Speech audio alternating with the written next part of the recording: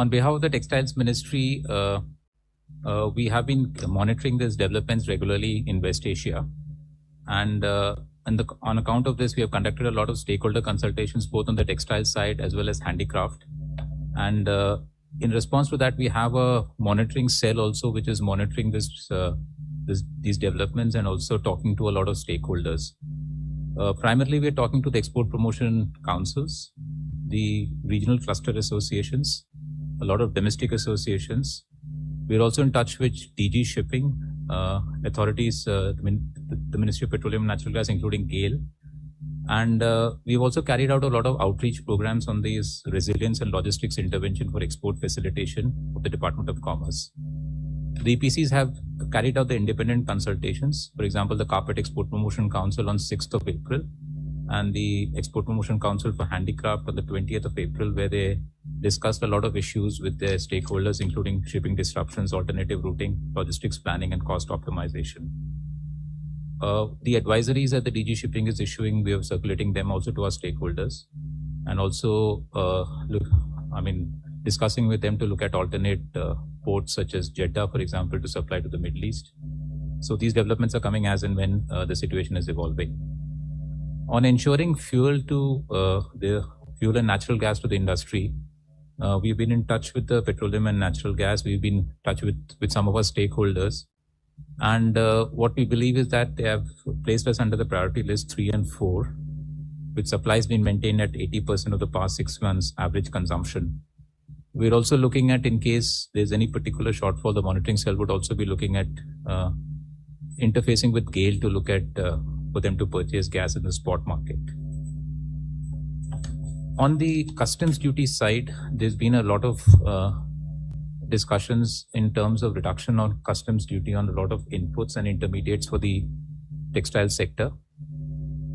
We discussed with the Department of Revenue, and as you're aware, on 1st of April, they had taken out a notification 12/2026, wherein they had reduced customs duties on a number of products.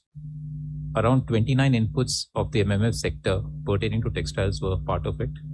Some products like monoethylene glycol and PTA.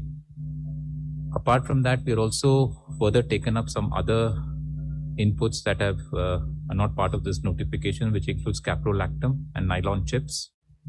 We've also been pressing for the rayon elimination of duty on rayon grade wood pulp, which is an input for the viscose segment, and also inputs for the glassware manufacture, where I think there are a lot of inorganic chemicals which are inputs for that.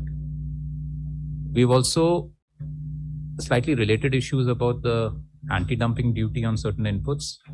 So we have looked at the removal and deferment of anti-dumping duties on some inputs such as elastomeric, filament yarn, and viscose rayon filament.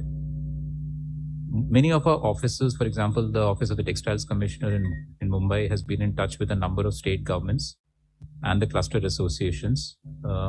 And they have really disseminated some of the best practices some of the districts have been undertaking in terms of dealing with this issue.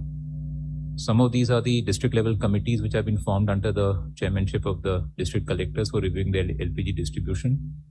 MSME units being encouraged to shift to piped natural gas. Opening of community kitchens for blue collar workers in some states. And use of alternate fuel like torrefied biomass from cotton stalk instead of coal. We've also written to the office, the Department of Commerce on the export remission schemes. There were some suggestions on the RODTAP and the ROSTIL this thing. So we've just taken it up with the office of the DGFT. Some of the suggestions include the increase of rates, the restoration of rates in a period where the RODTAP rates were cut down to 50%. And these are being examined by the appropriate authorities. On the foreign trade policy, the other aspects of the foreign trade policy, we have been looked at interest subvention, some inputs on the EPCG scheme, some inputs on the advance authorization. All these are measures to facilitate exporters during the West Asia crisis.